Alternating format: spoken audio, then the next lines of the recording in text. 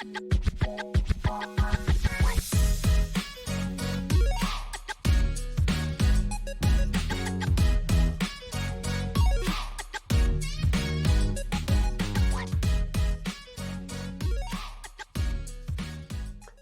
phénomènes de violence nous ont amenés à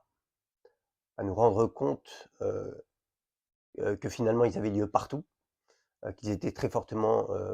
en rapport avec des inégalités,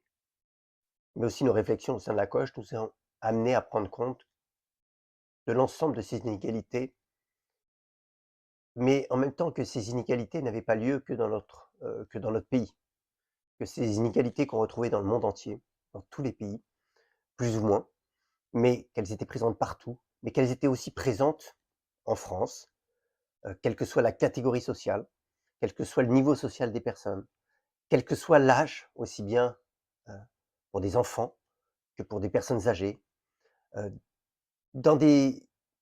populations dites plus vulnérables, comme les personnes en situation de handicap et à tout moment de la vie.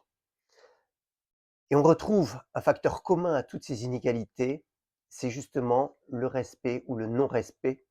du consentement. En réalité, cette notion de consentement est peu ou pas abordée dans, le milieu des professionnels de la santé, heu, en dehors peut-être, des personnes qui sont spécialisées dans le domaine des violences. Mais en fait, on s'occupe pas tellement de comprendre le consentement, on cherche juste à savoir s'il y a eu ou s'il n'y a pas eu consentement. En général, la question tourne autour de ça, mais on ne cherche pas à comprendre, heu, pourquoi, une personne va réussir ou pas à exprimer un consentement ou un refus.